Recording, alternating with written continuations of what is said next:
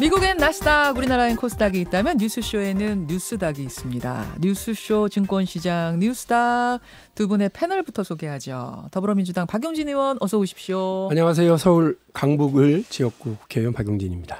오늘은 가죽 점퍼 안 입고 오셨네요. 예의를 갖춰야 되는 일정이 많이 있습니다. 저는 그 가죽 점퍼가 굉장히 잘 멋있어 보이더라고요. 조금 젊어 보였죠. 그래, 맞아요. 예, 앞으로 더 의상에 신경 쓰도록 하겠습니다. 그리고 미래통합당 박성중 의원 어서 오십시오. 네, 안녕하십니까. 핑크 넥타이 메고 오셨네요. 예, 뭐 우리 당 색깔입니다. 당 색깔. 총선 끝나도 그 핑크 유지하시는 거예요? 그래도 유지해야 되지 않겠습니까? 자, 이렇게 두 분. 그 본론 들어가기 전에요. 상한가 하한가 하기 전에 하나만 좀 같이 들었으면 하는 발언이 있어요. 네네. 어제 하루 종일 화제가 됐었던 통합당 김무성 의원의 발언. 이게 이제 한국일보와 했던 유튜브 인터뷰더라고요. 어제 굉장히 화제가 됐는데 들으셨어요? 박성준 의원님? 오늘 와서 들었습니다. 오늘 와서 들으셨어요. 어제 다른 일정이 바빠가 듣지 그러셨군요. 못했습니다. 그럼 같이 한번 네네. 김무성 의원이 뭐라고 발언한 게 화제가 됐는지 들어보시죠.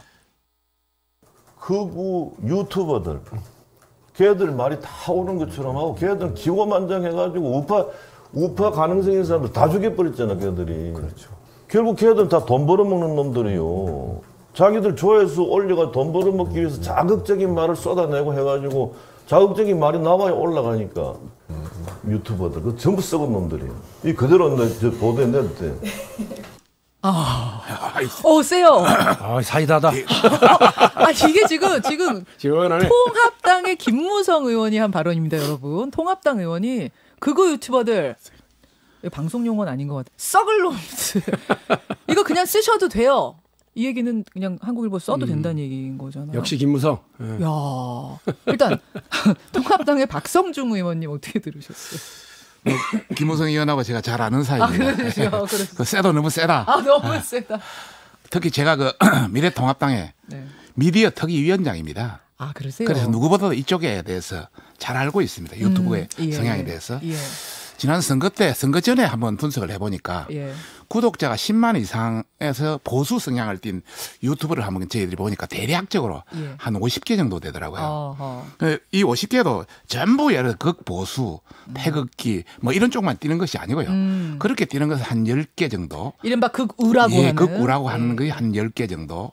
또 한 40개는 온건 보수의 입장을 많이 띄고 있습니다. 그리고 또 끈끈이 어떤 사건마다 약간의 어떤 성향도 달라요. 이런 차원에서 너무 이렇게 나는 것은 조금 심하지 않았나 이런 생각을 합니다. 좀 너무 나가신 거 아니냐.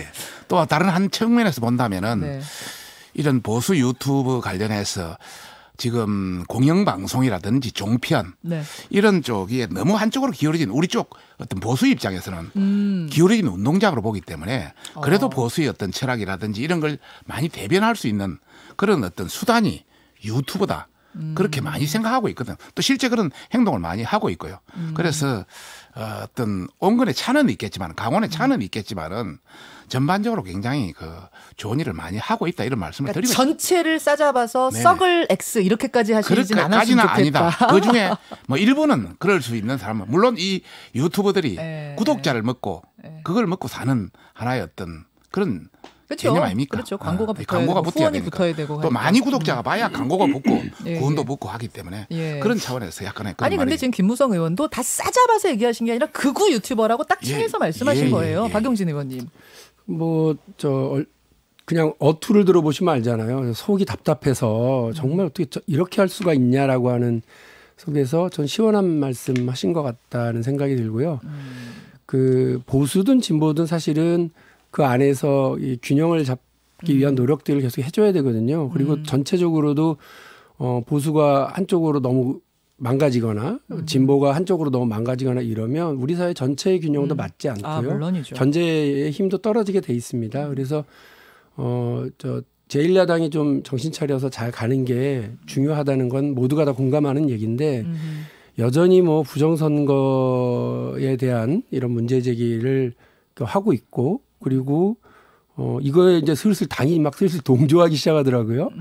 그리고 그런 걸 자극적으로 선동하는 이런 사람들이 책임은 지지 않습니다. 당이 어떻게 되든 책임을 안 진다. 책임지진 않고 국민으로부터 외면받게 하는 그런 결과를 낳게 되는데 거기에 김무성 의원이 중진 의원으로 말씀하신 것 같고 참고로 김무성 의원은 저는 이분을 보수 인사다라고 분명히 표현을 합니다만 이분은 그래도 이번에 있었던 형제복지원 사건과 관련된 20대 국회안에 마무리하도록 하는 중재 역할 그거 누가 합니까? 그거 하셨더라고요. 지나가다가 그걸 보고 전화하고 창문으로 대화해서 다 여야 원내대표들 전화해서 맞아요. 이거 빨리 좀 마무리하자라고 하는 사람. 아니 형제복지원 저 피해자가 저 국회 지붕 위에 언제까지 올라가게 할 거냐 대화하자 우리. 제 기억에 또 하나요. 2013년이던가 14년에 그 철도노조 파업했을 때 있잖아요. 네네. 그때 청와대는 철도노조를 이번 기회에 아예 뿌리 뽑자는 입장이었어요. 그래서 거의 그거로 대화는 무슨커녕 그거로 몰아붙이고 있었는데 그 그냥 평의 의원이었거든요. 원내대표 관두고 이제 그분한테 전화를 저희 당 쪽에서 했었을 때 부산에서 올라와가지고 주말에 김무성 의원이 그래서 제가 처음 지금 공개하는 건데 주말에 그 기차 타고 올라와서요. 이쪽 저쪽 연락하고 청와대도 연락하고서 청와대가 길길이 뛰고 반대하는데 그때 박근혜 정부에서요. 그렇죠. 그걸 중지하고 마무리해서 그 철도노조 파업을 마지막에 정리할 수 있도록 길을 열어주는데 큰 역할을 했어요. 저는 그걸 보고 이분이 어쨌든 필요한 중재 역할 같은 걸 하는 데 있어서는 머뭇거리질 않는 걸 그걸로 인해서 나중에 얘기 들어보니까 청와대한테 박근혜 정부한테 찍혀서 고생 많이 했다는 얘기도 제가 들었는데 그럼에도 불구하고 정치인이 정치적 역할을 해야 될 일을 하는 걸 보면서 다시 보게 됐고요. 그 자꾸 이렇게 그 극우 유튜브들 따라다니다 보면 우리 미래통합당 또 장외투쟁 나가실 것 같습니다. 그러니까 그러지 마시고 정리 잘 하셨으면 좋겠어요. 네, 이상입니다. 우리 김무성 우리 보수 정치인을 칭찬해 주셔서 감사드리고요. 그러니까요. 또 상당히 좋은 일을 많이 하셨습니다. 육선으로서 정치의 여러 가지 역할도 어떤 많이 남기시고 그런 차원에서 이제 그리고 본인은 탄핵 관련해서 배신자다. 이런 걸 계속 보수 유튜브에서 많이 이야기를 했습니다. 많이 김무성 의원을 막 비판한 그렇습니다. 거죠? 예, 그러다 보니까 약간의 응어리가 있지 않나. 다만 다시 한번 말씀드리면 보수 유튜버의 표현의 자유 이런 걸 너무 해서는 안 된다. 이런 말씀을 드리고 싶네요. 표현의 자유. 표현의 자유. 누구나 다 다양한 사건에 대해서 자기 의사를 표현할 수 있다. 그것을 마치 우리가 미래통합당이 같이 가는 그런 개념으로 표현해서는 안 된다. 이런 말씀을 드리고 싶습니다. 같이 안 가시는 거죠? 장애투쟁 안 하실 거죠? 전반적으로 봐서 합리적이면 같이 가는 것이고 또 불합리면 안 가는 것이고. 또 머리 깎고 단식하고 장애투쟁하고 이러시면 안 돼요. 같이 갑시다. 같이. 얘기하다 보니까 김무성 팬클럽 두 분하고 얘기하는 자, 본론으로 들어가겠습니다. 상한가 하한가. 박성중 의원 하한가 꼽아오셨네요. 네네. 예. 하한가. 더불어시민당 꼽아오셨어요? 더불어시민당. 더불어시민당입니까? 더불어시민당의 당선인들입니까? 이번에 더불어시민당이 17명의 그 비례대표가 나왔는데요. 그중에 보니까 최혜영, 또 양정숙, 용해임, 조정훈, 윤미향 5명의 여러 가지 문제가 생겼습니다. 그중에 오늘은 아무래도 그 최근에 윤미향 씨 관련해서 전체적인 더불어시민당이 보면은 어떤 비례대표의 어떤 추출 꼭 고를 때 여러 가지 문제가 있는 것 아니냐 이런 차원에서 하한가로. 양정숙 당선인 논란이라든지 이번 윤미향 당선인 논란을 보면서 공천 전반에 문제가 있었던 건 아니냐라는 그렇습니다. 의미로 하한가를 주셨어요. 그렇습니다. 자, 가장 뜨거운 정의연 논란, 윤미향 당선인을 둘러싼 논란 얘기를 좀 해보죠. 네네. 박용진 의원님. 네. 지금 상황 파악을 좀 하고 계세요. 그러니까 이게 진실 게임 양상처럼 가고 있어요. 일단 이용수 할머님이 지적하신 건 두 가지였어요. 수요 집회를 이제 예로 들면서 재정의 투명성 문제를 제기했고 또 한 가지는 2015년에 한일 위안부 협정, 그 굴욕적인 협정을 윤미향 당선인이 그때 미리 알고 있었느냐 몰랐느냐. 할머님은 알고 있었다. 알고 있었으면서 우리한테 얘기 안 해줬다 지금 이러시는 거고 윤 당선인은 무슨 소리냐 몰랐습니다 하는 거고. 어떻게 파악하고 계세요? 이게 더불어시민당의 당선인이긴 합니다만 저희하고는 합당을 결의하고 있고요. 또 저희가 일정한 책임을 같이 나누고 있는 정당이고 그런 분들이기 때문에 이해찬 당대표가 이 문제에 대해서 그 언론에 이렇게 던져지는 문제 제기들, 의혹 제기들만을 따라가지 말고 그것만 보지 말고 우리 당이 자체적으로 진중하게 이 문제를 접근해서 상황 파악을 하자. 라고 해서 지시를 내린 걸로 알고 있고 그게 엊그제인 것 같습니다. 그러니까 지금 이제 그 파악을 하고 있는 것으로 알고 있고요. 지금 뭐 이 문제와 관련해서 윤 당선인의 책임 여부를 물을 상황까지는 아닌 거고요. 다만 말씀하신 것처럼 분명한 건 뭐냐면 자칫 회계의 불투명성이 운동의 진정성을 흔들 수가 있습니다. 그러니까 이거는 어디서나 다 마찬가지예요. 우리 사회 모든 곳곳에서 네. 국민적 눈높이와 국민의 상식은 어디든 회계의 불투명성을 이제 용납하지 않습니다. 그래서 그것은 기업 네. 혹은 뭐 이런 시민사회단체 네. 그다음에 심지어는 동네 조기축구회까지도 총무가 회장이 다 책임지고 이 부분에서 명확하게 다 문서화해서 검증을 다 받거든요. 그러니까 이런 일들과 관련해서 그 정의기억연대 측이 이게 왜 도대체 우리한테 이런 식으로 하냐. 이게 무슨 프레임이냐라고 억울해하실 게 아니라 예. 이 부분과 관련해서 빨리 털어내는 게 이게 논란이 길어지면 길어질수록 그렇죠. 소중하게 해왔던 우리 사회 모두가 소중한 가치 지켜야 될 방향으로 생각하고 있는 정의기억연대의 노력들 그 운동의 진정성이 훼손될 가능성이 많으니까 이런 문제는 빨리 털고 정리하는 것이 맞다. 그러니까 억울해하고 답답한 것도 있겠지만 그럼에도 불구하고 알겠습니다. 이 부분에 대해서는 그렇게 접근해 주시면 박성중 좋겠습니다. 의원님. 예. 아직도 민주당은 상황 파악이 안 되고 상당히 두둔하는 것 같습니다. 제가 보기로는 이것은 단순 가실이라든지 표기 오류라든지 또 회계 오류라든지 이런 것이 아니고 예. 계획된 범법 행위다. 충분히 가능성이 있다. 횡령 배임의 정황이 있다. 이런 말씀을 우선 드리고 싶고요. 두 번째는 이 어떤 그 자금 재원이 네. 전 국민의 어떤 기부라든지 또 학생들도 십시일반 또 제공을 했고 또 기업도 좋은 뜻에서 기부를 했고 예. 또 일부는 부의금까지도 있습니다. 이런 것을 국민의 어떤 뜻과 전혀 다른 데 썼다는 것은 국민에 대한 사기극이다. 이런 말씀 드리고 싶어요. 사기극이다. 사기극이다. 근데 지금 다른 데 썼다고를 인정한 상황은 아니거든요. 그래서 그건 좀 이따 이야기를 아니고. 드리겠습니다. 예, 예. 그다음에 회계 오류로 인해서 30년 활동을 폄훼하지 말라. 예. 이렇게 이야기하는데 뭐 좀 심하게 말하면 양의 탈을 쓴 일이다. 양의 탈을 쓴 일이 늑대다. 늑대다. 이런 어떤 표현을 쓰고 싶어요. 우리가 하나를 보면 열을 예. 알아요. 예.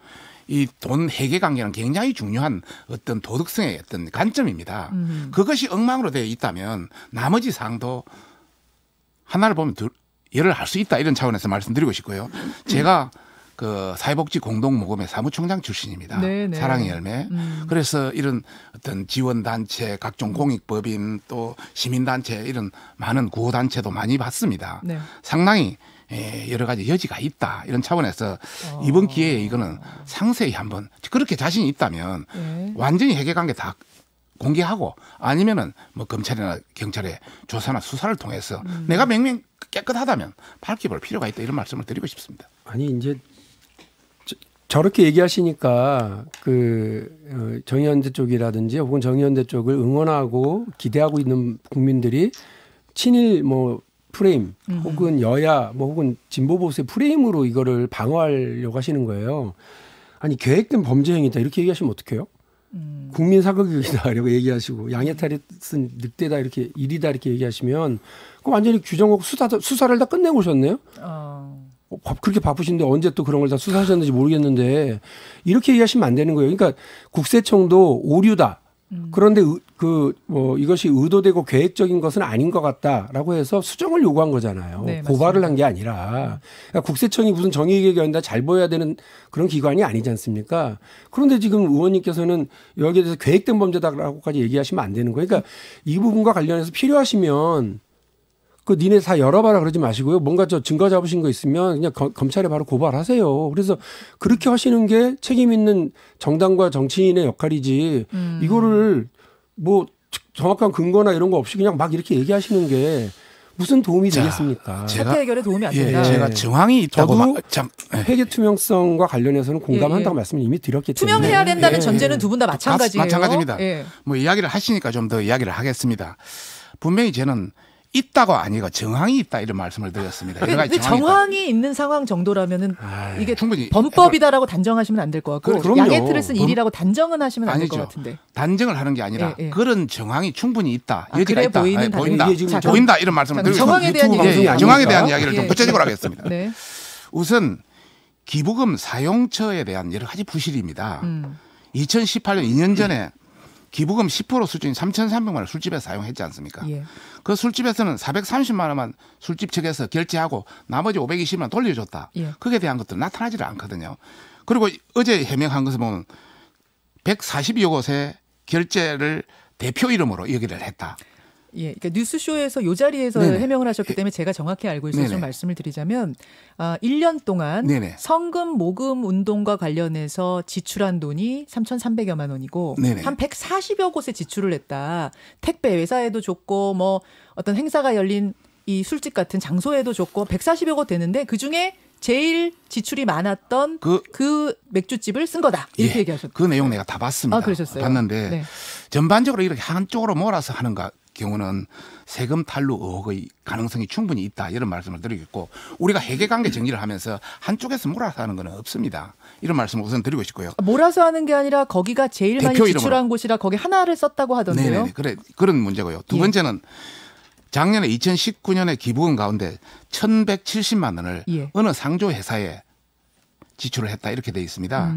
그런데 그 상조 회사에서는 받은 적이 없다. 이렇게 나오고 있습니다. 근데 국세청에서는 최근에 분식회계나 탈세면은 없고 여러 가지 어떤 정당서를 제공했지만 국세청도 안에 들어가 보지를 지금 못한 상태입니다. 어떤 국세청에 보고된 자료만 가지고 보고 있는 상태고요. 이제 두 번째 말씀드리고 싶은 것은 기부금에 비해서 턱없이 어떤 피해자 지원액이 너무 적다. 우리가 이것은 목적과 수단이 혼동됐다 이런 말씀을 드리고 싶은데요. 2019년도에 보면은 8억 중에 2,400만 원, 그 2.8%밖에 사용하지 않고요. 그다음에 2018년도도 4.3%, 2017년에는 뭐 위안부 할머니한테 1억 8명을 줬기 때문에 좀 많이 사용했고, 여하튼 전반적으로 보면 2%에서 3%, 4%밖에 사용하지를 않습니다. 이런 차원에서 본다면, 그리고 지금 핑계를 대는 것이 법과 제도, 고발, 홍보비 썼다고 돼 있어가지고 그 자료를 한번 빼보니까요. 잠깐만요. 여기에 대해서 박용진 의원이 답변을 하시고 퐁당퐁당으로 가야 좀 이해가 쉬울 것 같은데. 잠시. 아니 이게 조금 더 조금 저도 상한가 해야 되는데. 네, 알겠습니다. 상한가 하겠습니다. 아니 그게 아니라 이 부분에 대해서 박용진 답변을 한번 주시는 게 좋을 것 같다고요. 지금 문제 제기한 답변할 게 있을까? 왜 피해자한테는 그렇게 돈을 조금밖에 안 썼느냐. 이제 이 부분에 대해 지적하셨거든요. 제가 요구하는 회계 투명성이라고 하는 부분이 그 어디다가 어떻게 썼는지를 분명히 밝히라고 하는 얘기니까요. 그러면 나머지가 피해자의 지원을 제외한 간접적 지원 혹은 그 운동과 그 홍보 알리는 게 되게 중요하니까요. 진실을 알리는 문제가 그런 쪽에 썼다면 어떻게 했는지 이런 것들 밝히면 되는 문제라고 보는 거예요. 그 정의연이라 그것이 비율이 적다는 이유만으로 저렇게 범죄다라고 범죄 정황으로 얘기하실 건 아닌 것 같아요. 자, 두 분 다. 저 지금 상한가 빨리 해야 된다는 생각이. 제가 제 말을 한 번만 더 하고 가겠습니다. 20초. 예. 2019년도 저쪽에 그 활용 실적 명세를 쭉 보니까요. 8억 정도 받았는데요. 그 중에 자기들이 이야기하는 여러 가지 어떤 그 연구조사 사업 900만 원, 교육 사업 1,600만 원, 여하튼 홍보 사업 2,500만 원 이런 건 얼마 되질 않아요. 실제 쓴 거는 수요시 1억도 넘고 국내 연대 사업 2억 3천만 원, 또 예를 들어서 이런 자기들 일반 운영비 2억 5천만 원 해서 8억 중에 7억을 완전히 자기들 활동에만 쓴 거예요. 그런 차원에서 굉장히 문제를 삼고요. 그다음에 또 문제가 있는 것은 김복동 장학금 관련해서도 여러 시민단체라든지 간부 이런 자녀들한테만 하는 것은 끼리끼리 해먹는 것이다 이런 차원을 말씀드리고 싶고요. 박 의원님 오늘 박용진 의원이 또 해야 됩니까? 아까 전에 그러셨잖아요. 굉장히 중요한 일정이 있다. 그래서 오늘은 방송 시간 넘치면 안 되거든요. 그래서 예정된 시간에 한 가지만 더 말씀드리겠습니다. 다 신문에 나온 얘기가 진짜 기부금 공개 내역에 대해서도 공개하라 그러니까. 이렇게 공개하는 데는 어디 있느냐. 지금 기업이건 박용진이야 유치원까지도 다 공개하는데 그 가관이고요. 딸 미국 유학 자금 관련해서도 참 말이 되지 않는 앞뒤가 맞지 않는 이런 걸 보면은 지금 나온 해명들에 대해서 박 의원님은 여전히 의혹이 있다는 입장이신 그렇습니다. 거고 두 분 다 투명하게 밝힐 건 밝히고 털고 가자는 데 대해서 이의를 제기할 청취자도 안 계실 거고 그렇습니다. 국회의원도 안 계실 거니까 미리 단정 짓지 말고 보자는 거죠. 보자는 거죠. 그렇습니다. 털고 가자는 거에 누구나 동의하는 거고. 네. 자, 박용진 의원 상한가 하한가 어느 쪽입니까? 저는 상한가고요. 경제범죄형사부 이름이 좀 복잡하죠. 삼성수사팀을 제가 격려하고 응원하고 앤드 경고하기 위해서 오늘 상한가를 뽑았습니다. 삼성 수사팀 상한가에 대해서는 두 분이 논쟁을 벌일 이유는 없을 것 같긴 하니까 편하게 말씀하시죠. 그 한국 축구의 고질병과 대한민국 검찰의 고질병이 같은 게 있는데요. 문전처리 미숙입니다. 그러니까 다 빌드업 잘 해놓고 막판에 문전처리 미숙으로 인해서 골을 못 넣는데요. 대한민국 검찰도 수사 잘 해놓고 네. 막판에 머뭇머뭇하다가 엉뚱하게 수사 결과 처리해가지고 국민적 지탄을 받는 경우가 있습니다. 이게 수사를 한 1년 6개월 거의 2년 가까이 하고 있는 상황이거든요. 예, 내용은 예. 다들 아시는 것처럼 삼성 바이오로직스 분식회계 사건 그리고 이것이 왜 벌어졌는지를 봐야 되는 그 삼성물산과 제일모직 합병. 이게 얼마 전에 이재용 부회장도 사실상 간접적으로 시인을 했습니다만 자신의 경영권과 관련이 있는 사회적 논란이거든요. 예. 이 사회적 논란뿐이냐 그게 아니라 이 안에 엄청나게 많은 범죄 의혹들이 있었기 때문에 이 부분과 관련해서 국회와 시민사회단체가 이미 2015년도부터 여러 문제 제기를 했거든요. 네. 검찰이 너무 늦게 수사를 사실은 시작을 했어요. 그럼에도 불구하고 1년 6개월 동안 잘해왔습니다. 특히나 이 복잡한 수사를 여기 팀장이 누구냐면요. 이복현 검사라고 그 회계사 출신이에요. 네네. 그 회계사 출신이니까 이 복잡한 경제 문제와 관련해서 정확하게 가닥을 잡아가지고 하나하나 해왔더라고요. 아, 회계사 출신 검사예요? 네. 그래서 저도 아마 이 수사를 시작할 때 깜짝 놀라서 제가 제 평생에 대한민국 검찰을 공개적으로 칭찬할 거라고 생각한 적이 없었는데 이때부터 하더라고요. 근데 정말 잘했고 하나하나 원점 타격 잘해가지고 해왔고요. 지금까지 보면 그 10명이 넘는 이재용 부회장 바로 밑에 임원급들을 다 소환해서 확인 다 했고요. 그리고 지금 8명이 구속되어 있습니다. 네. 그래서 지금 마지막 이번 주냐 아니면 다음 주로 넘어가느냐만 남아있는데 이재용 부회장의 소환 수사가 남아있습니다. 그런데 여기서 문전처리 미숙 이 상황이 지금 오고 있는 거예요. 어떤 게 문전처리 미숙이에요? 마지막에 뭐가 미숙이에요? 제가 지금 유심히 보고 있는데 왜 이렇게 머뭇거리나 하는 느낌을 받고서 확인을 좀 해봤더니 제가 그냥 검찰 지휘부라고만 얘기할게요. 네. 검찰 지휘부 쪽에서 네. 경제도 어려운데 너무 이렇게 하는 거 아니냐라는 얘기가 나온다는 거고 이게 지금 이렇게 막 수사해도 되냐라는 식으로 계속 견제가 나오면서 영장도 지금 청구 못할 상황으로 가는 거 아니냐라고 하는 우려들이 있더라고요. 근데 이거 보세요. 이미 국민연금이라고 하는 우리 국민들의 노후자금을 관리하는 곳에도 엄청난 피해를 줬죠. 삼성물산 쪽에도 피해를 주고 또 우리 투자자들에게도 엄청난 피해를 줬고 한국 경제에 많은 부담을 남긴 사건이거든요. 근데 아무도 책임지지 않고 그냥 흘러가 버린다? 이건 있을 수 없는 네. 일이라서 마지막으로 말씀을 드리면 여기서 검찰 수뇌부가 뭐 잘못해가지고요. 수사팀의 의중과는 다르게 잘못 처리해서 노골로 간다. 네. 이렇게 되면 국민들은 괜히 여기 정부 여당에 대해서 재벌력의 의지가 없는 거 아니냐라고 의심하거나 알겠습니다. 비판할 거 아니에요. 자, 저는 그런 거 듣기 싫습니다. 박성중 의원님. 역시 우리 박영진이 삼성 저격수답네요. 여러 가지 평가가. 정말 세계 인류 기업 삼성, 대한민국을 어느 정도 지탱하는 그런 기업 아니겠습니까? 큰 기업이죠. 예, 큰 기업이죠.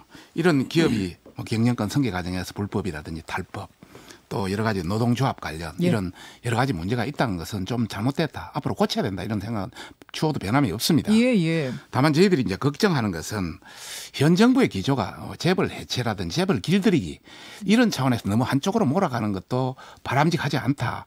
이런 말씀을 우선 드리고 싶고요. 지금 재벌 길들이기 중이라고 보세요?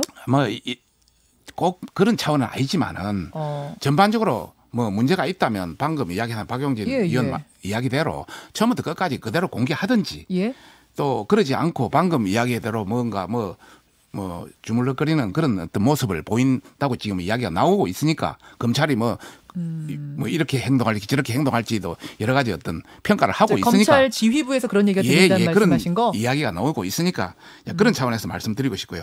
저는 한 가지 더 말씀드리고 싶은 것은 우리나라의 상속세가 세계에서 제일 높습니다. 특히 기업 같은 경우는 65%입니다. 세계에서 이런 높은 데 없습니다. 이제 이런 걸 단순히 일반적인 어떤 상식론에서 그러지 말고 대한민국의 국제 경쟁력 또 우리가 어떻게 하는 것이 대한민국을 더 앞으로 미래 경쟁을 가질 것인지 이런 차원에서 어떤 제도 개선도 함께 논의해야 된다 이런 말씀을 드리고 싶네요. 자, 정리하자면 재벌이든 뭐 시민단체든 어디든 법을 지키면서 그럼요. 절차에 맞게 가야 된다는 거에 대해서 두 분 다 확실히 하시는 상식. 거고 네. 특히 그러나 이제 삼성에 대해서는 박성중 의원은 뭐 털 건 털어야 되지만 또 이들이 경제적으로 기여하는 것에 대해서는 뭐 상속세에 대한 뭐 배려라든지 이런 거 좀 해줘야 된다는 입장이신 거고. 그런 부분은 제도 개선을 통해서 세계 조류와 같이 맞춰줘야 된다. 거기에 대해서는 박용진 의원은 조금 거기에 대해서 입장 다르신 거고. 그러니까 뭐냐면 저도 삼성을 엄청 사랑하고 대한민국의 가장 중요한 기업이라는 거 당연히 인정하고요. 그렇기 때문에 삼성과 이재용 부회장의 개인적 욕심과 개인적 범죄는 분리해야 된다는 말씀을 드리는 거고, 왜 이재용 부회장의 개인적 이익을 위해서 그 훌륭한 삼성그룹의 임직원들이 8명이나 구속돼야 되냐고요. 그리고 10명씩이나 검찰 수사를 받아야 되고, 그리고 삼성이 가지고 있는 그 훌륭한 자원들을 왜 엉뚱한 데서 쓰냐, 그 말씀이고, 공정경제를 이룰 수 있는 천재일우의 기회다. 근데 이거를 검찰이 놓쳐서는 안 될 거라는 말씀 다시 한번 드리겠습니다. 여기까지 오늘의 뉴스다. 두 분 고생하셨습니다. 네, 감사합니다. 감사합니다. 더불어민주당 박용진 의원, 미래통합당 박성중 의원이었습니다. 김현정의 뉴스쇼는 청취자 여러분의 참여로 이루어집니다. 트위터, 페이스북, 레인보우 게시판, 그리고 단문 50원, 장문 100원의 유료 문자 샵 1212, 우물정 1212 통해 참여하실 수 있습니다. 김현정의 뉴스쇼, 여러분과 함께 만듭니다.